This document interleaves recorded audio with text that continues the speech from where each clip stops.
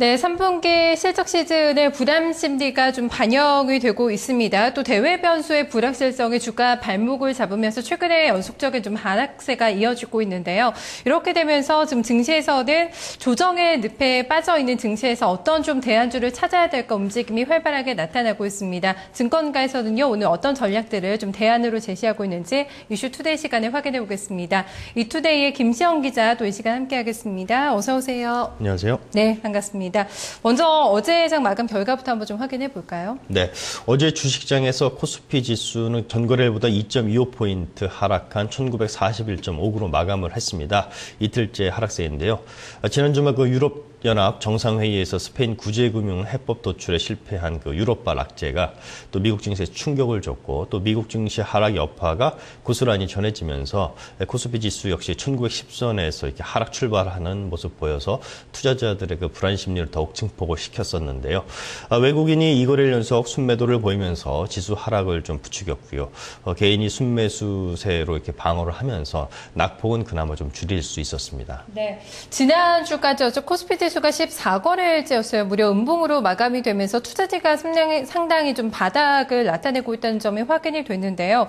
그 원인을 증권가에서는 어떻게 보고 있을까요? 네, 시초가보다 종가가 낮은 음봉이 2주 연속 나타났는데요. 증권가에서는 주가가 개장 초보다 장 마감 시 더 낮다는 것은 차익 실현 심리가 매수 심리보다 더 강하다는 점을 나타난다 이렇게 지적을 하고 있습니다. 차익 실현 요구가 시간이 흘러도 둔화되지 않은 것은 그만큼 주식시장의 상승 동력이 소진됐음을 뜻한다라는 것인데요. 실제로 보면 지난 2개월간 주식시장은 안도감과 기대감에 편승을 해서 지수가 올랐습니다.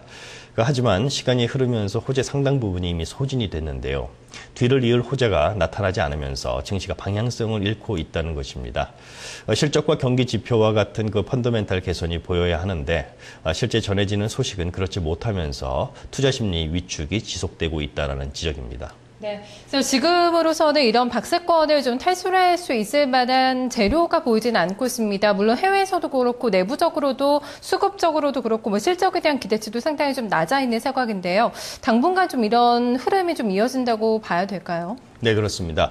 일단 미국은 실물 경기 측면에서 고무적이었던 주택 시장 조정 신호가 나타나는 등 분위기가 좀 심상치 않은 모습이고요. 어닝 서프라이즈 비율 역시 과거 평균을 하회하고 있어서 실적 모멘텀을 기대하기도 쉽지가 않은 상황입니다.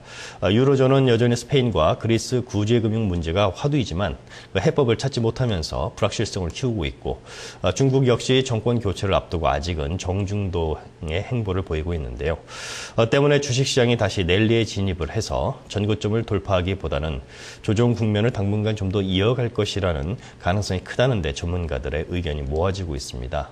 내부적으로는 오늘 포스코를 필두로 해서 LG전자, 또 삼성전기, 또 삼성전자와 SK이노베이션 등 대형주들의 실적 발표가 예정이 돼 있는데요. 그 결과가 또 주식시장에 미칠 영향 또 상당히 크지 않을까 이렇게 예상이 되고 있습니다. 네, 전반적인 전문가들의 분석을 보면은 조정 국면 당분간은 조금 더 감내를 해야 된다 이런 쪽에 좀 무게를 싣고 있는 것 같은데요. 대형주는 여전히 못 가고 있고 코스닥도 최근에 변동성이 상당히 심합니다. 대응이 쉽지가 않아 보여요. 네, 전문가들은 투자자들이 대형주와 중소형주 사이에서 좀 갈등을 하고 있고 또 이른바 낙폭 과대주와 중국 인바운드 소비주 또 성장주 사이에서 좀 갈등을 하고 있다 이렇게 보고 있습니다. 대형주와 소재 산업재는 가격 매력이 높아졌지만 경기와 외국인 수급이 우호적이 않다는 점이 다소 부담스럽다라는 지적인데요. 3차 양적 완화로 외국인에 대한 기대는 커졌지만 또 경기와 환율 수준을 감안을 할 때 외국인의 차익 실현 가능성이 부담스럽다라는 지적입니다. 때문에 성장성이 양호한 종목이 낙폭 과대주보다 매력이 있다는 분석도 나오고 있는데요. 특히 중국 인바운드 소비 관련주로 꼽히는 호텔과 카지노, 화장품 관련주에 대한 관심을 주문하는 목소리가 높습니다. 아울러서 방송이나 미디어, 게임, 또 홈쇼핑과 제약 등 소비 관련주 역시 조정을 저가 매수 기회로 삼아야 한다는 지적인데요. 다만 조정장이 지속될 가능성이 있는 만큼 매수 시기를 좀 낮추고 또 매수 단가를 좀 낮춰잡아 접근할 필요가 있다 이런 지적이 나오고 있습니다.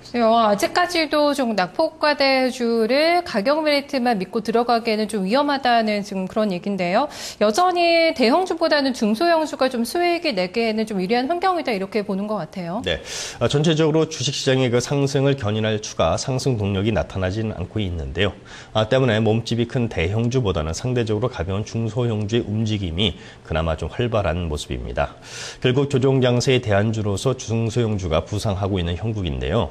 그 시장이 불안할 때 덜 빠지고 또 안정성이 높은 경기 방어주에서부터 내수 특화 기업, 또 정책 수혜주, 통화 강세 수혜주들이 그 대안주 영역에 이름을 올리고 있다는 분석입니다.